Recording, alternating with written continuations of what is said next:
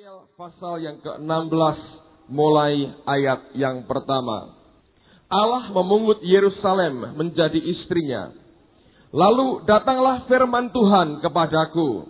Hai anak manusia, beritahukanlah kepada Yerusalem perbuatan-perbuatannya yang keji. Dan katakanlah, beginilah firman Tuhan Allah kepada Yerusalem. Asalmu dan kelahiranmu ialah dari tanah Kanaan. Ayahmu ialah orang Amori dan ibumu orang Heti. Kelahiranmu begini. Waktu engkau dilahirkan, pusatmu tidak dipotong dan engkau tidak dibasuh dengan air supaya bersih. Juga dengan garam pun engkau tidak digosok atau dibedungi dengan lampin. Tidak seorang pun merasa sayang kepadamu sehingga diperbuatnya hal-hal itu kepadamu dan dari rasa belas kasihan. Malahan engkau dibuang ke ladang oleh karena orang pandang enteng kepadamu pada hari lahirmu. Maka aku lalu dari situ dan kulihat engkau menendang-nendang dengan kakimu sambil berlumuran darah. Dan aku berkata kepadamu dalam keadaan berlumuran darah itu, engkau harus hidup dan jadilah besar seperti tumbuh-tumbuhan di ladang. Engkau menjadi besar dan sudah cukup umur, bahkan sudah sampai pada masa mudamu. Maka buah dada pun sudah montok, rambutmu sudah tumbuh, tetapi engkau dalam keadaan telanjang bugil. Maka aku lalu dari situ dan aku melihat engkau. Sungguh engkau sudah sampai pada masa cinta birahi. Aku menghamparkan kainku kepadamu dan menutupi auratmu. Dengan sumpah aku mengadakan perjanjian dengan engkau. Demikianlah firman Tuhan Allah. Dan dengan itu engkau aku punya. Aku membasuh engkau dengan air untuk membersihkan darahmu daripadamu. Dan aku mengurapi engkau dengan minyak. Aku mengenakan pakaian berwarna-warna kepadamu dan memberikan engkau sandal-sandal dari kulit lumba-lumba dan tutup kepala dari lenan halus dan selendang dari sutra. Dan aku menghiasi engkau dengan perhiasan-perhiasan dan mengenakan gelang pada tanganmu dan kalung pada lehermu. Dan aku mengenakan anting-anting pada hidungmu dan anting-anting pada telingamu dan mahkota kemuliaan di atas kepalamu. Dengan demikian engkau menghias dirimu dengan emas dan perak, pakaianmu lenan halus dan sutra dan kain berwarna-warna. Makananmu ialah tepung yang terbaik, madu dan minyak, dan engkau menjadi sangat cantik sehingga layak menjadi ratu.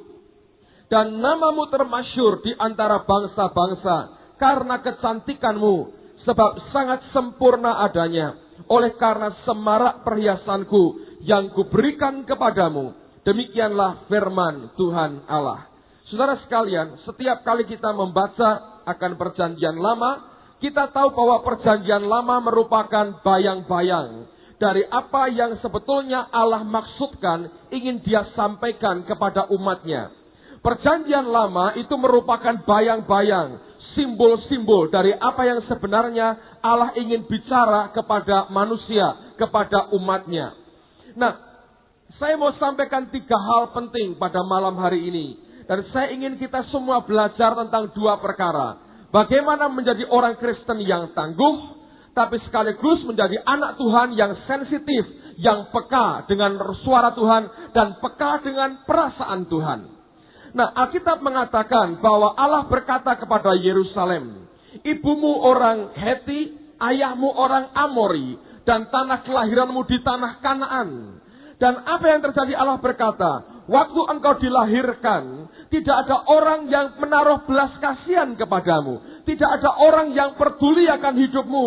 Bahkan tali pusatmu tidak dipotong. Engkau tidak dibasuh. Tubuhmu berlumuran darah. Tidak diberikan garam supaya tidak infeksi. Dan tidak ada kain membedong engkau dengan kain lampin. Melainkan dalam keadaan yang pusatmu belum dipotong. Engkau berlumuran darah. Engkau dibuang oleh ibumu di ladang, katanya. Dalam keadaan seperti itu, engkau menendang-nendang dan engkau berlumuran darah, kata Tuhan. Saudara, lalu Alkitab berkata, maka aku lalu dari situ. Tuhan datang dan dia melihat ada seorang bayi berlumuran darah, pusatnya tidak dipotong, tidak diberi garam, tidak dibersihkan, tidak dibedong juga, dibiarkan tergeletak di ladang, menendang-tendang sambil berlumuran darah. Maka Tuhan, Alkitab berkata, Dia bukannya datang membasuh akan anak itu, membedong, merawat, memotong pusarnya, memberi makan supaya dewasa. Tidak sama sekali. Alkitab berkata, aku mendekati engkau dan aku berfirman. Allah berkata, engkau harus hidup, engkau harus tumbuh, engkau harus dewasa, seperti tanaman di ladang adanya. Saudara sekalian, dengar baik-baik. Setiap anak Tuhan, setiap manusia, dasarnya adalah manusia itu pengen perhatian. Pengen yang namanya attention. Ingin yang namanya diperhatikan, dirawat, didoakan, disupport dalam hidupnya. Tapi seringkali Allah mengizinkan dalam kehidupan kita. Kita seperti bayi yang ditelantarkan, yang dibuang, berlumuran darah. Tidak ada belas kasihan manusia yang diberikan kepada kita. Seringkali Allah mengizinkan kehidupan kita mengalami masa-masa seperti seorang bayi yang dibuang oleh ibunya di tengah-tengah ladang. Tidak ada orang yang peduli, tidak ada orang yang merawat kita, tidak ada bantuan, tidak ada support, tidak ada kasih sayang lagi. Yang ada hanyalah kita dibiarkan dan kita harus berdiri sendiri. Secara manusia, mana mungkin bayi seperti itu bisa bertahan? Secara manusia, bagaimana mungkin kita bisa melihat seorang bayi yang baru lahir, tanpa dirawat, diberi makan, dibuang oleh ibunya, dia bisa bertahan? Secara manusia, seharusnya bukankah Allah itu turun, lalu dia merawat akan bayi itu, mengadopsi bayi itu, sehingga bisa tumbuh dan jadi baik, membesar, dan akhirnya berkembang dengan dewasa. Saya mau katakan, secara manusia kita bisa berkata, itu dan itu yang harus dikerjakan. Tapi yang luar biasa, seringkali justru begini. Pada saat kita sepertinya dibiarkan sendirian. Pada saat sepertinya kita merasa aku butuh orang lain. Seringkali pertolongan Tuhan hanya datang, yaitu lewat firman-Nya. Dan tidak lebih dari itu. Allah hanya berkata, engkau harus hidup. Dan karena itu firman Tuhan, maka bayi yang terlantar itu akhirnya hidup dan jadi dewasa. Yang Tuhan inginkan apa sebetulnya, saudara? Allah menginginkan memiliki anak-anak yang punya daya tahan dan ketangguhan seorang anak Tuhan. Allah mencari orang-orang Kristen yang tangguh menghadapi akan tantangan dalam hidupnya. Tidak gampang menyerah dengan apa yang harus dihadapi. Tidak gampang putus asa. Tidak gampang hancur dengan semua tekanan yang harus dilewati. Allah mencari orang Kristen yang walaupun dibiarkan seperti bayi yang dibuang. Tapi ketika dia mendengar firman Tuhan berkata, engkau harus hidup. Maka seperti yang Tuhan katakan, walaupun hanya firman yang diucapkan pada orang itu, tapi anak Tuhan itu akan tetap hidup. Amen, saudara. Saya percaya inilah generasi yang Tuhan rindukan, yang mencerminkan akan ketangguhan seorang anak Tuhan yang sebenarnya. Bukan orang Kristen yang merengek-rengek, minta bantuan, minta perhatian dari manusia. Tapi orang Kristen yang percaya bahwa apa yang dia katakan itu ya dan amin. Bukan orang Kristen yang bergantung pada keadaan sekitarnya. Tapi orang Kristen yang merubah akan sekitarnya. Saya saksikan hari Kamis yang lalu. Saya baru pulang dari Kalimantan minggu yang lalu, saudara. 2 tahun lalu saya pernah berkunjung ke kota yang sama. Saya diundang teman-teman dari Full Gospel di sana. Buat seminar selama 2 hari. Nah, ada song leader, ada singernya. Di antaranya ada seorang singer yang menurut saya kurang berkenan di hati saya, saudara. Kenapa? Bukan karena tidak baik, tapi penampilannya itu tidak cocok menurut saya, gitu ya. Dia pakai long dress, rok yang panjang sekali, sepatunya hak tinggi, pakai stocking warna hijau, ada kembang-kembangnya, nyanyi di atas, begini, memuji-muji Tuhan. Saya pikir ini orang ini siapa? Kok model begini kok dipasang begitu ya? Kalau pakai pakaian itu yang pantas sedikit, tapi itu kenyataannya. Selesai Kebaktian, dia datangin saya. Dia kenalkan dirinya, dia dokter gigi. Saya hampir tidak bisa percaya, dokter gigi kalau kayak gini. Lalu kemudian dia cerita. Nah ketika dia cerita persoalannya, makanya jadi orang itu jangan maido dulu saudara. Sebelum ngerti persis secara utuh, jangan komentar dulu. Jadi membuat kita ini harus bertobat, minta ampun Tuhan. Untung saya belum nyeplos ngomong. Jadi saya minta ampunnya ke dia saja. Kan dengan dia saya belum ngomong. Kamu tuh kok nggak pokro, saya nggak ngomong gitu. Dari dalam hati sudah begitu. Lalu kemudian dia cerita, saya punya sakit Pak katanya. Saya tanya pada beberapa teman yang sekolah dokter tuh, sakit namanya vertigo. Pada bagian kakinya dia bilang, tiba-tiba ada bercak-bercak putih. Dan itu menjalar. Bukan panu saudara.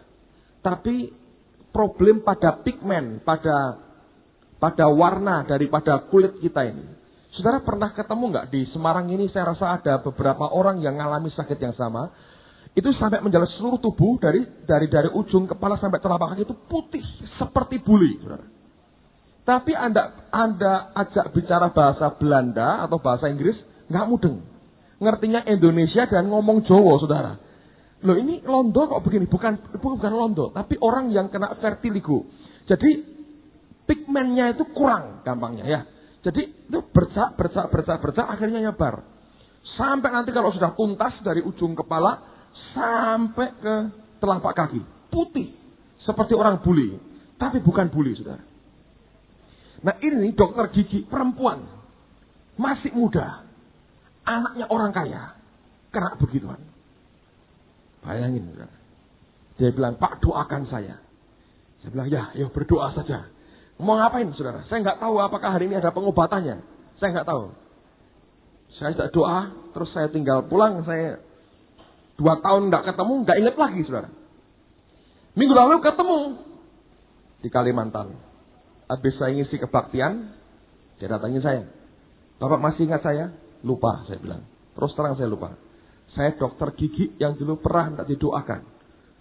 Oh iya, saya ingat karena modelnya gitu. Tapi karena kali itu sudah lumayan lah. Cara berpakaiannya sudah jauh lebih baik. Terus dia cerita. Selama hampir 2 tahun ini. Setiap hamba Tuhan datang, saya minta doakan saya. Tapi setiap hari dalam hidup saya, yang saya kerjakan apa? Saya hanya menyembah Tuhan dan bersyukur berterima kasih untuk kebaikannya. Dia berkata, saya bersyukur Allah memberi kekuatan kepada saya, membuat saya tidak patah dengan apa yang terjadi. Pacar saya lari dengan perempuan lain, meninggalkan saya. Ya, otomatis kalau dia enggak anak Tuhan saya belum tentu. Ya. Dia iya, tapi orang tuanya bilang, aku udah anak londo, gitu kira-kira nggak mau, saudara ya. Kalau londo beneran, tapi kalau londo begitu ya susah bagi orang tua sini masih menerima keadaan begitu. Kalau iya dianya mau, orang tuanya mungkin nggak keberatan. Jadi akhirnya apa ya? Dia nggak pergi. Mestinya saya mau ajak ke Semarang, tak kenal beberapa teman gitu, saudara. Tapi ya gimana? Lalu dia cerita apa yang terjadi. Waktu dia nyembah Tuhan. Setelah sekian bulan, tiba-tiba dia merasa pada bagian kaki yang sudah putih itu, gatalnya luar biasa. Beberapa saat kemudian dia lihat, itu mulai muncul lagi, bercak-bercak warna coklat. Jadi pigmennya keluar lagi, saudara. Dan dia tunjukkan sedikit, dia bilang, lihat Pak, ini keluar nih, lihat. Betul, tuh kaki itu katanya sudah putih semua, saudara. Terus tinggal sekarang tuh tambah gila nih, itu coklat. Jadi itu pigmennya, warna kulitnya tuh keluar lagi. Saudara saya beritahu ya, kita ini seringkali sudah biasa nih, kulit ini, biasa kan. Coba kena satu itu saja. Itu stres berat, saudara. Nah makin stres, makin tambah banyak. Bagaimana bisa? Tapi ada orang yang bisa kuat.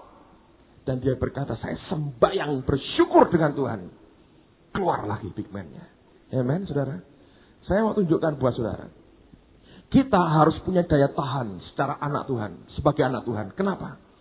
Karena memang naturalnya, secara natural, alamiah. Allah memberikan kesanggupan kita untuk punya daya tahan yang luar biasa. Nah sekarang saya mau cerita. Ketika anak saya yang pertama akan lahir. Dokter tanya pada saya. Apakah akan menungguin nggak waktu istrinya melahirkan? Saya bilang kalau boleh saya akan tungguin dia. Dia tanya lagi. Kamu kuat nggak? Saya bilang nggak tahu. Saya bilang lihat darah, lihat apa begitu, kuat nggak? Saya bilang, nggak tahu. Oh, belum pernah. Dan saya berkata, baik. Saya pinjami video tentang menanti kelahiran. Lihat, karena video ini jelas menunjukkan, merekam akan proses waktu seorang ibu melahirkan anaknya. Bapak lihat, kuat, kalau kuat boleh. Kalau tidak, ngerepoti saya. Karena seringkali si bapaknya ikut mendampingi ibunya nggak apa-apa, bapaknya yang pingsan, saudaraku, di ruang melahirkan. Jadi dia bilang, saya nggak mau terganggu, kalau kuat ya masuk, kalau nggak kuat jangan. Saya pinjam. Ternyata kaset video itu bukan hanya menceritakan saat waktu akan melahirkan, tapi ada prosesnya, bagaimana setelah suami istri berhubungan intim sampai kepada saat ibu tadi melahirkan anaknya. Dan ini yang membuat saya mengerti sesuatu. Rasul Yohanes dalam suratnya berkata begini, benih ilahi itu ada padamu. Kata benih dari kata Yunani sperma. Sperma ilahi itu ada padamu, kata Rasul Yohanes. Nah, apa artinya ini? Nah, dengar baik-baik. Saya mau buktikan sebetulnya secara manusiawi saja. Kita ini punya daya tahan yang luar biasa. Nah, apalagi kalau benih ilahi dimasukkan dalam roh kita. Jadi ketika di video itu kelihatan, saya rasa saya masih punya itu videonya. Setelah suami istri berhubungan, maka sperma yang masuk ke tubuh wanita, itu jumlahnya bukan 1 atau 2, tapi jutaan, saudara. Bentuknya seperti cacing, kepalanya besar, dan gerak cepat sekali. Nah, ini jumlah sperma yang jutaan ini, seperti orang lomba maraton, tahu? Keroyokan. Ini lari untuk cari, ngejar, mendapatkan sel telur wanita. Nah, dalam tubuh wanita dan tubuh kita, itu hakikatnya kita ini menolak semua benda asing yang masuk dalam tubuh kita. Jadi pada waktu jutaan sperma ini mulai masuk, maka jutaan sperma ini dihadang oleh beberapa barisan perlawanan dari tubuh wanita yang tujuannya menghancurkan sama sekali sel-sel atau sperma ini. Nah, jutaan sperma yang masuk itu harus menghadapi suatu daerah yang kadar asamnya tinggi sekali, dan itu menjadi pembunuh yang terutama bagi sperma ini. Jadi rupanya setelah sperma yang jutaan ini melewati daerah yang kadar asamnya tinggi, dari jutaan ini tinggal ribuan yang masih bisa hidup, saudara. Sisanya jutaan yang lain itu mati seketika. Nah, dari jutaan tinggal ribuan, yang ribuan ini jalan terus. Lalu dihadang oleh sel darah putih wanita. Dari ribuan yang jalan ini, ketika menghadapi sel darah putih, tinggal belasan yang bertahan. Yang belasan ini lomba cepat untuk cari sel telur wanita. Setelah ketemu, biasanya ada beberapa yang ketemu, lalu mereka mengerubuti akan sel telur itu, sambil berlomba siapa yang bisa pertama kali masuk pada sel telur wanita itu, sehingga terjadi pembuahan, lalu sel terbentuk, dan membelah, 9 bulan lahir bayi, saudara. Jadi waktu saya perhatikan peristiwa itu, saya berkata, oh Tuhan, luar biasa. Nah, dengar, saudara. Untuk saudara dan saya ini bisa lahir secara manusia. Sampai saudara dan saya lahir, itu nggak sembarangan. Karena benih yang membuat kita bisa lahir, itu punya beberapa ciri yang hebat sekali. Yang pertama, benih itu sudah teruji, benih yang tahan uji, tangguh dan tahan banting, tahan sengsara, saudara. Coba, dia melewati daerah yang kadar asamnya tinggi, jutaan mati, dia kok nggak mati. Artinya dia sanggup untuk menderita, kuat. Dihantam sel darah putih, ribuan lain mati, dia nggak mati, saudara. Sampai akhirnya membuai sel telur itu kan artinya membuktikan dia itu betul-betul sel yang tangguhnya luar biasa. Jadi jangan menyerah dengan gampang oleh karena kesulitan. Saudara dan saya ini lahir secara manusia saja, sudah membuktikan engkau ini punya benih pribadi yang tangguh sebetulnya. Saya nggak ngerti tuh kalau ada manusia yang kena problem, menyerah. Saya nggak bisa mengerti. Anda mengingkari akan jati dirimu sendiri sebetulnya. Loh, ini secara manusia. Saudara bisa lahir itu membuktikan ada sel yang tahan diapain enggak mati, saudara. Jutaan yang lain mati. Masih ada satu yang tidak mati. Mentelengtok, digebuki gitu, tidak bisa mati-mati. Bayangin. Bukan hanya itu. Di samping dia punya daya tahan, sperma yang membuat akhirnya kita ini lahir adalah benih yang adalah benih juara. Betul nggak? Jutaan persaingannya. Sekali keluar itu jutaan. Yang menang berapa? Satu tok. Mengalahkan jutaan yang lain. Kita ini punya benih juara nggak? Juara. Kalau Anda jadi orang nomor 1, biasa. Itu natural kita begitu. Benihnya aja benih juara. Mengalahkan jutaan yang lain. Jadi jangan gampang menyerah. Ya, nasibku ngene, pokoknya lulus. Sudah, lelek kabeh nilainya. Bejo-bejonan, lulus pokoknya. Saya nggak bisa begitu. Saya nggak yakin begitu. Kerja ya gitu. Pokoknya mangan. Lah kurang, utang gitu. Masa bayar, saya tukaran. Nah, masa begitu saudaraku? Saya nggak yakin begitu panggilan kita. Ya, banyak kan orang utang. Ditagih nggak bisa, ajak ribut. Nah, ajak ribut kan sungkan. Nah, lagi beneran. Berkat Tuhan katanya. Ini kan kurang ajar lah begini saudara. Benih kita bukan begitu. Naturalnya begitu. Kuat tangguh. Dihantam begitu rupa. Melotot terus saudara. Tahan. Dan juara. Menang. Lah buktinya Anda lahir. Saya lahir. Dan yang ketiga. Tentu benih seperti ini adalah benih yang terbaik. Betul nggak? You are the best. Kita yang terbaik.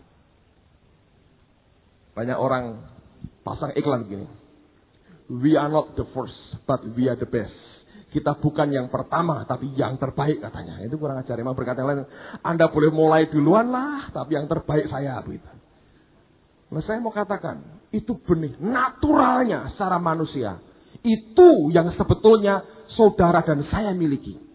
Pada waktu kita kenal dengan Yesus, Yohanes berkata, benih ilahi ada padamu. Siapa itu? Yesus sendiri. Bayangkan. Secara manusia kita sudah begitu luar biasa. Allah menciptakan kita. Secara rohani dia beri anaknya sendiri. Dalam roh kita. Dalam bentuk roh Allah. Waduh saudara. Ini bukan cuman otot kawat balung besi ini orang begini nih. Ini orang yang punya ketangguhan. Secara natural dan spiritual dia berikan buat kita. Jadi saya berdoa tidak ada orang yang gampang menyerah dengan keadaan. Amen, saudara? Ingat cerita Raja Wali? Eagle flies alone. Dikerubuti binatang yang lain, dia flies alone. But emprit fly, rombongan, saudara. Jadi jangan rombongan kayak emprit, tapi flies alone. Datang ke kantor saya dong, lihat eagle saya. Bagus sekali gambarnya. Di Indonesia nggak ada yang punya lagi, saudara. Mungkin. Sekali lagi, Allah mencari orang-orang yang tangguh. Yang tidak gampang menyerah. Tidak fragile, tidak gampang retak. Secara natural kita diberi Tuhan kesanggupan seperti itu. Secara supranatural dia memberikan Yesus dalam hidup kita. Jadilah orang-orang yang tangguh. Amen, saudara. Dari pagi saya cerita. Ketika Kubilai Khan itu akan meluaskan wilayah kerajaan Mongol. Ada satu kerajaan kecil di Nepal yang tidak mau menyerah dengan Kubilai Khan. Lalu raja ini mengirim beberapa orang jenderalnya dengan ribuan pasukan untuk mengepung akan kerajaan Nepal yang kecil. Kerajaan ini hanya punya 500 orang tentara. Dan Kubilai Khan kirim ribuan tentara. Pada waktu itu dia kirim seorang suruhan dan beberapa orang pengikutnya membawa surat dari Kubilai Khan menghadap akan raja Nepal. Dan utusan dengan angkuh sekali dia lempar surat ini di kaki Kubilai Khan, di kaki raja Nepal. Dan raja ini dengan rendah hati dia turun, dia pungut akan surat itu dan dia baca isinya. Kubilai Khan berkata begini, kalau kamu menyerah, kamu akan selamat. Kalau kamu tidak menyerah, kamu akan aku lumat sampai habis. Lalu kemudian utusan raja ini berkata, jawab, mau perang atau mau damai katanya. Lalu Raja Nepal ini berkata, sebelum saya jawab suratmu, surat rajamu, izinkan aku menunjukkan demonstrasi sebentar, katanya. Dia panggil pengawalnya. Maju seorang prajurit yang muda dengan pedang di pinggangnya. Raja berkata, hunus pedangmu. Tentara Nepal ini dia cabut pedangnya. Raja berkata, robek perutmu. Dia robek perutnya. Mati, saudara. Raja undang pasukan kedua, tentara orang kedua. Raja bilang, naik ke menara, katanya. Naik ke menara. Raja berkata, lompat, katanya. Lompat dari atas. Pecah kepalanya, mati. Raja ngomong sama orang-orangnya kubilekan. Dia berkata begini, aku masih punya 498 orang yang modelnya kayak gini. Mau perang? Maju, katanya. Saya lumat habis kamu, katanya. Ini orang ngelihat seperti itu, saudara. Mereka pulang, lapor ke panglimanya. Cerita apa yang mereka lihat. Runding panglimanya. Langsung sejarah membuktikan itu sejarah gelap buat kerajaan Mongol, saudara. Jenderal-jenderalnya waktu dengar begitu berkata, ayo pulang aja. Untuk apa ngurusi orang seperti itu? Bayangin, ribuan pasukan yang terkenal menaklukkan dunia dikalahkan oleh keberanian dua orang. Yesus tidak pernah suruh kita masuk sumur. Jangan khawatir, gak pernah, saudara. Dia hanya suruh kita berperang melawan kedagingan kita sendiri. Dan Allah memberi kemampuan kita untuk menang. Amen, saudaraku. Yang pertama, jadilah orang Kristen yang tangguh. Yang kedua, lihat pada ayat yang ke-15. Dari Hezkiel 16 tadi. Tetapi engkau mengandalkan kecantikanmu. Dan engkau seumpama bersundal dalam menganggarkan ketermasyuranmu. Dan engkau menghamburkan persundalanmu kepada setiap orang yang lewat. Yang Tuhan tidak mau begini, saudara.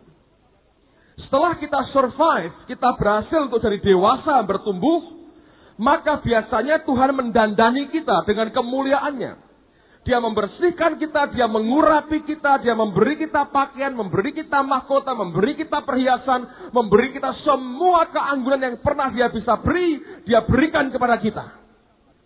Tetapi yang Tuhan tidak mau adalah jangan mengandalkan kemudian dengan anugerah dan kecantikan yang sudah kita miliki dalam hidup kita. Tapi dia mau kita bergantung hanya tetap kepada Allah kita. Seringkali ketika kemuliaannya turun, hidupmu mungkin akan diberkati, tapi jangan bergantung pada uangmu. Engkau mungkin akan tambah kuat, tapi jangan tergantung pada kekuatanmu. Engkau akan diurapi luar biasa, jangan bergantung pada karunia-karunia itu. Tapi bergantunglah sepenuhnya kepada Allah. Pada saat kita bisa menikmati semua berkat Tuhan, Dia mau kita tetap bergantung sepenuhnya kepada Allah kita. Itu bukan perkara yang mudah, karena Abraham pernah gagal. Tuhan yang berjanji memberi Ishak. Allah yang memberikan Ishak kepada Abraham. Nah, rupanya Abraham ini cinta betul kepada Ishak, sampai hatinya melekat kepada anaknya. Akhirnya Allah minta. Allah berkata, korbankan anakmu yang kau kasihi itu, kata Tuhan. Ingat, dia adalah Allah yang cemburu. Seorang ayah ketika memberikan hadiah kepada anaknya, tentu akan senang kalau anaknya menghargai hadiah itu. Tapi kalau sampai hadiah itu yang dia berikan, membuat anaknya lupa segala-galanya, bahkan lupa dengan yang memberi. Dia hanya hanyut oleh karena hadiah itu. Bapaknya akan didukakan. Berapa kali saya buat yang sama. Saya belikan anak saya mainan. Karena ketika dia mainan itu, dia berkata, saya tidak mau makan, tidak mau minum susu, tidak mau tidur, tidak mau belajar. Saya berkata, saya ambil lagi sementara hadiah ini. Saya simpan di tempat yang tinggi. Saya berkata, sekarang makan, minum susu, lalu tidur, kemudian bangun, lalu belajar. Setelah semua selesai, saya ambil lagi, saya berikan. Bapamu di surga berbuat persis yang sama. Ketika anugerah dia berikan kepada kita, jangan kita hanyut oleh karena anugerah itu, tapi biarlah hati kita bergantung sepenuhnya kepada dia. Amen, saudaraku. Yang terakhir, yang ketiga, lihat pada ayat yang ke-42. Ayat 42. Anda boleh baca di rumah nanti seluruh pasal karena ini indah sekali. Demikianlah aku melampiaskan murkaku kepadamu, sehingga cemburuku kepadamu reda kembali. Barulah aku merasa tenang dan tidak sakit hati lagi. Saudara, kalau anak itu berbuat seperti itu, dia tenggelam dalam kesenangannya, dia melupakan yang memberi, maka itu menyakiti akan hati Tuhannya. Allah mau kita jadi orang-orang yang tangguh, tanpa menyakiti hati Tuhan kita. Nah, dengar baik-baik. Makin dekat hubungan kita, kemampuan kita untuk makin melukai orang yang dekat dengan kita itu makin besar, makin dalam. Pernah dibuat penelitian begini tentang stres, saudara. Ya, di antara semua penyebab stres yang paling berat itu apa? Adalah kalau seseorang kehilangan atau kematian pasangan hidupnya. Kenapa? Karena ngelekat, nyatu. Makin dekat itu makin bisa menyakiti hati. Makanya Alkitab berkata, sahabat yang dikhianati, yang disakiti hati, lebih susah didekati dibandingkan kita mendekati kota yang berkubu. Nah, itu bahayanya. Makin dekat dengan Tuhan, kita makin bisa menyakiti hati dia, saudara. Betul nggak? Kalau Anda ketemu sama orang, di jalan, dimaki, panas, biasa. Tapi kalau sahabatmu maki saudara, itu lain ceritanya. Makin dekat, makin sakit. Tapi kalau istri atau suamimu maki-maki kita, itu tambah sakit lagi, saudara. Kalau anak kita maki-maki kita sebagai orang tua, itu tambah sakit lagi. Makin dekat hubungannya, makin dekat, makin memungkinkan kita menyakiti dia. Allah mau dalam hidup kita belajar jadi orang-orang Kristen yang tangguh, tapi sekaligus adalah orang-orang yang sensitif, yang peka dengan perasaan Tuhan. Nah, saya mau tunjukkan satu orang bertanya, apa mungkin Pak? Orang yang tangguh itu kan cenderung keras. Bagaimana mungkin dia bisa sensitif? Saya berkata bisa. Saya mau tunjukkan ini. Pernah dibuat penelitian begini, saudara. Jadi dalam kulit kita ya, tubuh kita manusia ini ada kulitnya. Ada beberapa bagian yang diuji akan tingkat kepekaannya, tapi juga daya tahannya menahan rasa sakit. Yang pertama, ujung jari, ini ujung jari kita, ya. Ketika diberi beban sebanyak 3 gram, itu sudah terasa. Tapi kalau tangan, yang punggung tangan ini, tangan bagian atas, punggung tangan ini, diberi beban yang 12 gram, baru terasa. Jadi, peka yang mana? Peka yang ujung jari. Hanya 3 gram sudah terasa. Yang punggung tangan, butuh 12 gram. Yang lengan kita ini, butuh 33 gram, baru terasa. Jadi mungkin makin tebal di sini ya. Ini makin peka. Ini paling peka, ini lebih peka, kurang peka, ini kurang peka lagi. Dan yang paling tebal itu telapak kaki. Diberi beban 250 gram, baru terasa. Ini mungkin karena sering sepak bola, sering jalan kaki, sering olahraga, sering ke pasar, sering nyuci rangan, saudaraku ya. Sering begitu, jadi kebal, lama-lama kebal, begitu. Diberi 250 gram, baru terasa. Jadi, ujung-ujung jari kita ini paling sensitif. Hanya kena benda 3 gram aja, dia sudah bisa merasakan. Lalu dibuat ujian kedua. Penelitinya membuat semacam jarum, ujungnya tajam sekali, tapi bobotnya, beratnya berbeda-beda. Nah, ujung jari ini ketika ditekan dengan jarum yang beratnya 300 gram, baru terasa sakit. Kalau cuma 50 gram, 100 gram, 200 gram, itu belum sakit. Ketika 300 gram, baru iya, saya rasa sakit. Tapi tangan di sini, itu dengan 100 gram, sudah sakit. Jarum yang 100 gram, tekankan ini sakit. Lengan, 20 gram, sakit. Telapak kaki, 200 gram, baru sakit. Berarti yang paling kuat nahan sakit yang mana? Ujung jari. Ya. Oke? ujung jarum yang paling berat, yang seberat 300 gram, baru bisa membuat sakit pada ujung jari. Bayangin. Di tempat yang paling halus, paling sensitif, di tempat yang sama, ternyata justru paling kuat nahan penderitaan dan rasa sakit. Saya mau katakan buat saudara, jenis kekristenan seperti ini yang Tuhan cari pada akhir zaman ini.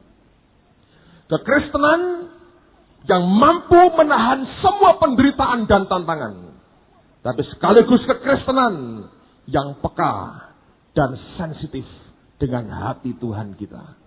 Kalau itu tercipta dalam kehidupan kita, itu goal Tuhan tercapai dalam hidupmu.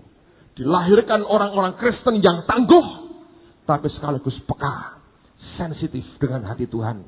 Tidak gampang menyakiti hatinya. Baru Tuhan sudah terasa apa yang dia mau. Ketika Allah berubah sedikit wajahnya, kita bisa ngerti, oh Tuhan tidak suka. Tidak sampai Allah membentak kita atau memukul kita. Sudah tahu apa yang Bapa inginkan dan apa yang Bapa tidak inginkan kita kerjakan dalam kehidupan kita. Allah mencari orang-orang yang tangguh, tapi juga sekaligus orang yang sensitif, orang yang peka dengan perasaannya. Ayat yang terakhir, coba buka dengan saya Mazmur pasal yang ke-62. Mazmur pasal yang ke-62. Ayat yang ke-11 sampai dengan ayat yang ke-13. Mazmur 62 ayat 11 sampai 13. Janganlah percaya kepada pemerasan, janganlah menaruh harap yang sia-sia kepada perampasan. Apabila harta makin bertambah, janganlah hatimu melekat padanya. Satu kali Allah berfirman, dua hal yang aku dengar, bahwa kuasa dari Allah asalnya, dan daripadamu juga kasih setia ya Tuhan. Sebab Engkau membalas setiap orang menurut perbuatannya. Dari Allah ada kuasa, dan dari Allah yang sama muncul kasih. Saudara, dalam beberapa hari ini saya merenung, dan apa yang saya renungkan itu berkenan di hadapan Tuhan. Jadi saya mau bagikan buat saudara. Jadi saya mau buka akan isi hati saya. Dalam 2 minggu terakhir ini saya banyak pergi ya. Minggu lalu saya ke Kalimantan. Minggu depan ini 2 hari saya akan ke Sumatera. Nah, ketika di Kalimantan, sebetulnya mereka minta saya Desember yang lalu, tapi saya bilang saya nggak bisa. Jadi mereka tunda sampai April. Ketika sampai di sana, saudara tahu yang ngundang saya? Sebuah gereja kecil. Gereja ini setahun hanya KKR 2 kali. Jadi mereka dalam setahun itu nabung untuk membuat 2 kali kebaktian istimewa. Mereka jemaat hanya 100 orang tadinya. Saya tanya, Pak, jemaatnya berapa? Tadinya 100, Pak. Ada gereja lain buka tinggal 70, hilang 30 katanya. Dan dia belum punya gereja. Rumah tempat tinggalnya dipakai sekaligus untuk kebaktian. Kecil sekali. Saya mulai nggak enak hati, saudara. Karena orang ini yang undang saya adalah dari gereja yang kecil dan sebetulnya tidak mampu. Lalu dia harus tabung setahun 2 kali itu buat kebaktian Paskah dan Christmas pada akhir tahun. Lalu saya merenung ketika mereka undang saya, mereka berkata begini, Pak, nanti ongkos tiketnya kami ganti. Tadinya saya nggak mikir banyak kan. Ketika saya melihat akan kenyataan orang-orang yang undang saya, hati saya jadi gelisah. Saudara tahu untuk ke Kalimantan, ke kota itu, berapa ongkos tiket pesawat? 300.000. Saya ketika dia akhirnya memberi persembahan pun, saya susah sekali untuk menerima apa yang dia beri, saudara. Saya bilang gak tega hati saya ini. Dia sudah bayar ongkos tiket. Dia berikan saya di hotel, dia gak punya tempat lain. Dia harus bayar hotel saya selama 3 malam. Dia harus sediakan makan buat saya. Dimasukkan tempat-tempat yang terbaik. Dan menurut saya itu mahal. Dia harus bayar 300.000 untuk ongkos tiket saya. Saya terus terang merenung dengan Tuhan. Saya bilang, Tuhan, kenapa Kenapa harus saya ke Kalimantan? Apa nggak ada orang-orang lain di sekitar kota itu saja yang memberkati mereka? Kenapa mereka harus tabung sekian bulan untuk membuat saya bisa datang ke kota itu dan khotbah hanya sekali di gereja itu? Nah, kita kalau mikir itu kan orang ya nggak apa-apa, biar mereka mau, tapi nggak bisa. Itu kan uang korban semua, saudara. Masa bisa hati kita begitu? Minggu depan ini saya ke Sumatera, saudara. Ini lebih hebat lagi. Interlokal beberapa kali. Pokoknya saya tanya begini, oke, saya akan datang ke kotamu. Saya naik apa ke sana? Karena saya pikir nggak ada airportnya, jadi mesti pakai mobil atau apa, saya nggak tahu. Dia pikir saya tanya ongkos tiket saya bagaimana. Terus dia ngomong begini, nanti kami ganti Pak transportnya. Saya bilang bukan soal ganti uangnya, saya mau harus pakai apa sampai ke kotamu. Pesawat ada Pak dari Halim katanya. Oke, itu cukup buat saya. Saudara tahu, saya cek kemarin, saya beli tiketnya dari Semarang sampai ke kota itu di Sumatera. Itu menurut teksteran saya, lebih dari 400.000 harus dikeluarkan. Dan saudara mau tahu berapa kali saya suruh khotbah? Sekali.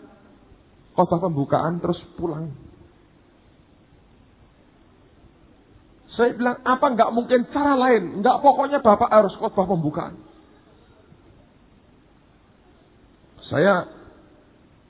Hati saya itu nggak bisa, nggak dengar begitu, nggak bisa. Tapi itu yang mereka mau. Saya berdoa dengan Tuhan. Tuhan, ini sehat nggak buat saya begini? Sehat nggak? Saya gini sehat nggak? Tapi Roh Kudus berkata begini.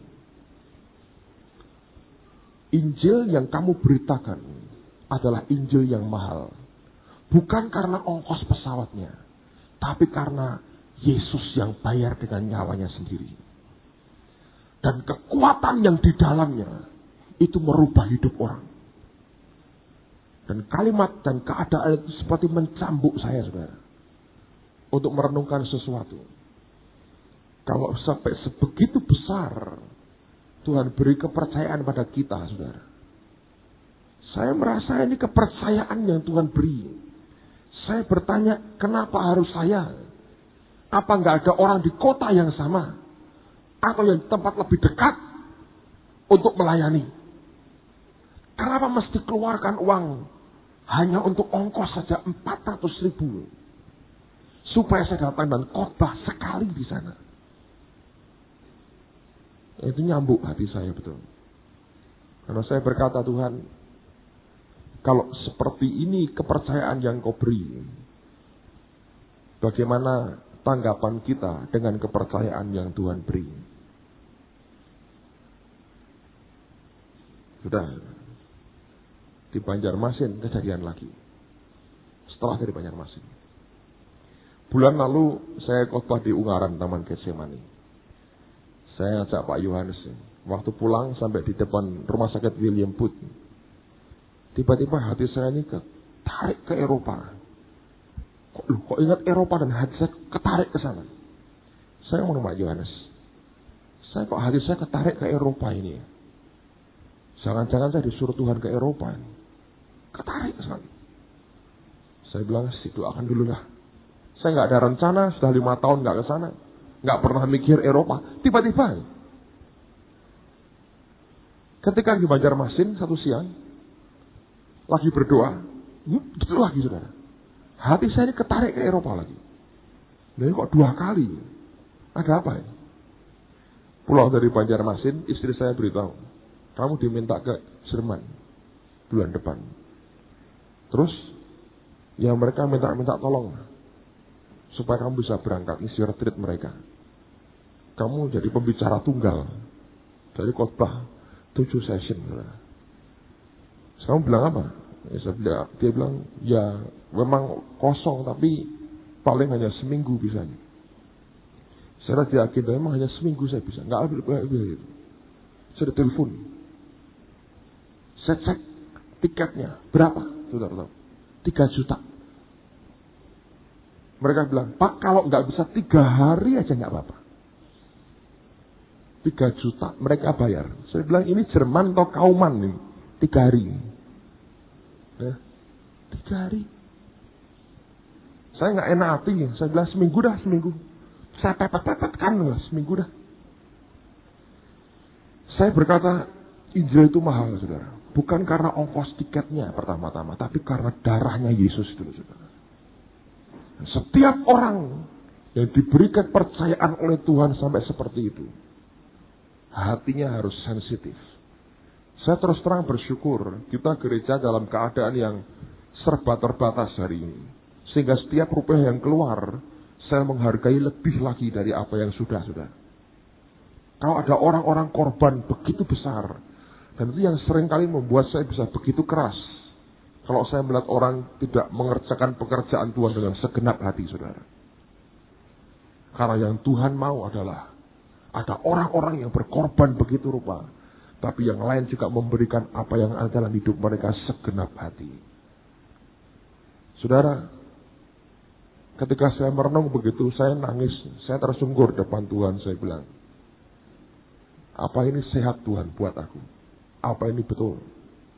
Tuhan berkata, karena berita yang kamu sampaikan, aku berikan kepadamu untuk disampaikan, mengubah hidup orang.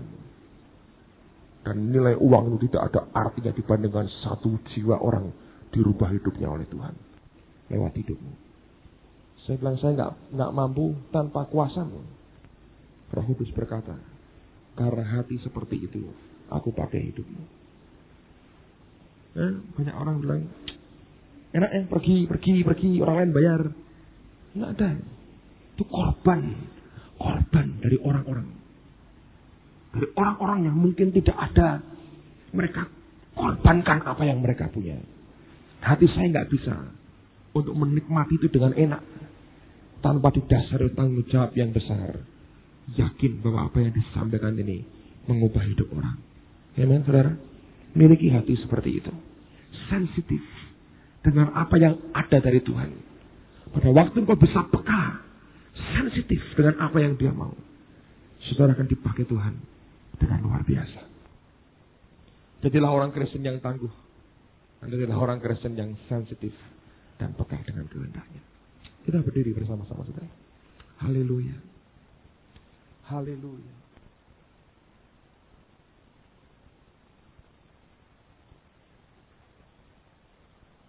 Sudah berdoa, pokoknya mesti Bapak yang doa, pokoknya khotbah pembukaan KKR-nya. Saudara tahu kemarin saya beli tiket, dan mereka bilang tulis surat, tolong Pak beritahu perincian harga tiketnya, nanti panitia akan ganti. Saudara tahu berapa yang harus saya keluarkan? Karena saya harus ke Cengkareng, dari Cengkareng saya harus pindah ke Halim, naik taksi PP dari Halim baru terbang ke sana. Saya hitung-hitung itu 400.000 lebih lah. For what? Sekali khotbah datang, bla bla bla bla bla, tak tidur besok pulang.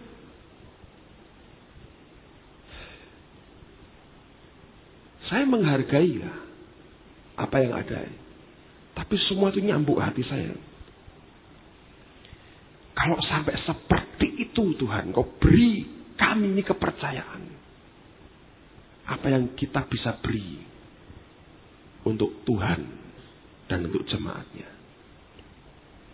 Sekaligus membuat saya bersyukur betapa kita limpah dengan kebaikannya. Amin, saudara. Ini anak-anak ini enak sekali. Pak, Jumat ngisi ya, Sabtu ngisi ya. Orang lain harus bayar 400.000 supaya saya ngisi, tahu nggak, Astor? Untuk ngisi tiket saya. Tapi itu nyambuk hati saya, saudara. Nyambuk hati saya. Saya kalau sudah begitu, saya nggak tahan dengan saya. Saya bilang, Tuhan, aku ini nggak ada apa-apanya. Hanya kemurahan. Mungkin satu kali saya mau usul buat saudara. Kalau ada orang-orang yang begitu-begitu ngundang, saya mau berdoa nih biar gereja ini yang ngongkosi tiket saya, saudara. Mereka terima dengan free. Karena kita lebih diberkati daripada yang lain. Nabung. Setahun untuk 2 kali acara. Dan betul, Waktu mereka memberi, gak banyak yang bisa mereka beri. Tapi itu semua yang mereka punya. Nah ini satu lagi lebih lagi. Tapi saya tahu dari Tuhan, makanya saya berangkat. Bulan lalu, saya baru dari Ungaran, khotbah di Taman Getsemani. Dengan Pak Yohanes Pujiono. Sampai di depan rumah sakit William Booth, saya masih ingat. Tiba-tiba hati saya ini, saudara, bisa kesedot ke Eropa. Ingatnya Eropa aja. Sudah 5 tahun saya nggak ke sana. Terus saya ngomong pada Pak Yohanes, hati saya kok ketarik ke Eropa ya. Terus terang bukan pengen jalan, nggak mikir Eropa sama sekali. Saya hanya ngomong, kok hati saya kok ketarik ke Eropa. Saya bilang, mungkin saya akan disuruh Tuhan ke Eropa. Saya tunggu. Minggu lalu Kalimantan. Hati saya juga begitu. Tiba-tiba siang-siang. Kok kedua kali? Saya sembahyang. Tuhan, apa engkau mau saya ke Eropa? Tapi saya harus tunggu apa yang Tuhan mau buat. Sampai di Semarang, di airport, istri saya bilang, kamu diminta ke Jerman. Ngapain? Anak-anak buat retreat. Cari pembicara, kelabaan sekarang. Karena ternyata mereka buat 2 bagian, saudara. Kelompok kecil, para pemimpinnya itu buat pertemuan di Frankfurt. Jemaatnya itu mau buat retreat dalam kelompok lebih besar. Pembicara yang di sini nggak bisa karena habis waktunya untuk meeting mereka. Mereka cari sembayang, telepon Surabaya. Saya dibel lagi.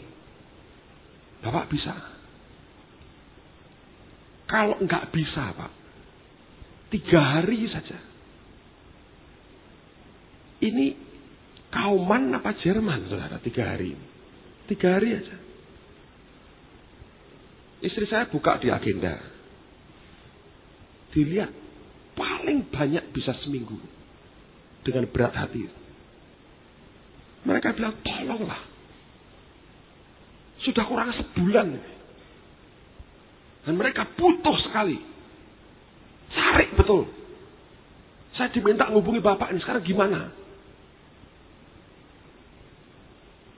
Saya tanyakan ke travel agent, saudara. Saudara tahu berapa ongkosnya pulang pergi? Ongkos tok, saudara. Sampai di Stuttgart, 3 juta.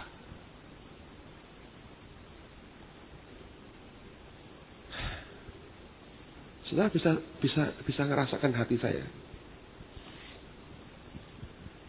Saya berkata gini, banyak orang bayar mahal supaya Injil ini diberitakan.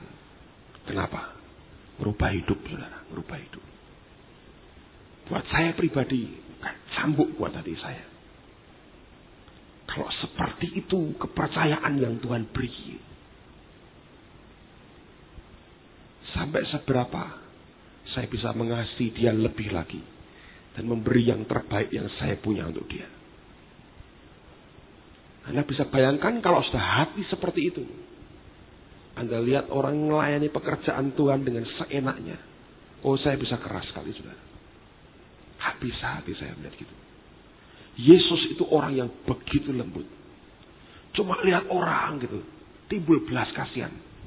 Lihat Yerusalem gitu, nangis. Tapi waktu dia masuk ke bait Allah, lihat orang dagang di bait Allah, dia buat pecuk dari tali, dia jungkir balikkan. Orang bilang kasar sekali. Dia berkata, cinta akan rumahmu menghanguskan aku, katanya. Miliki ketangguhan seperti yang Tuhan inginkan, saudara. Tapi miliki hati yang sensitif. Ketika saya renungkan semua itu, saya berlutut, saya tersungkur, saya nangis di depan Tuhan. Dan Roh Kudus berkata, hati seperti itu loh yang membuat aku pakai hidupmu. Hanya itu, saudara. Saudara mungkin sepintas dengar, enak ya, ke Jerman, kemana, gratis dibayari orang. Saya tidak bisa. Karena saya tahu itu korban. Anda tahu, kalau Anda ke Amerika, ada banyak pelajar-pelajar sudah settle, mapan. Mereka punya rumah, mereka punya flat, mereka dari orang tua yang kaya. Kenapa? Sekolah di Amerika mahal. Tapi kalau ke Eropa, sekolah nggak bayar. Itu banyak anak-anak yang hanya punya modal 1 tiket jalan aja, saudara. Di sana mereka jualan apa, kerja apa, banting tulang sambil sekolah. Sampai akhirnya flat kecil itu bisa tumpuk-tumpuk orang banyak kayak dipindang. Tapi rusak hidup di sana. Rusak, hancur, hancur. Saya pernah melayani pasangan pulang dari Jerman. Ngomong-ngomong, saya hancur hidupnya. Jadi kumpul kebo yang mereka itu ada unsur ekonomi, saudara. Berarti flat cuma sewa sekamar, ekonomi sambil kumpul kebo. Dosa sudah ada unsur ekonominya, rusak. Saya ngeliat gitu, orang boleh nonton blue film, nggak ada yang jaga. Anda masukkan koin, pintunya buka sendiri, saudara masuk. Sakwareki, saudara. Anda kuat tidak makan, tidak minum, tidak ke belakang 24 jam melotot begini terus diladeni, boleh. Bayar bodoh. Begitu keluar semaput ya nggak tahu, saudara. Tapi itu rusaknya kayak gitu. Untung Thomas ini malah tambah rohani pulang dari Jerman. Thomas ini beberapa tahun di Jerman.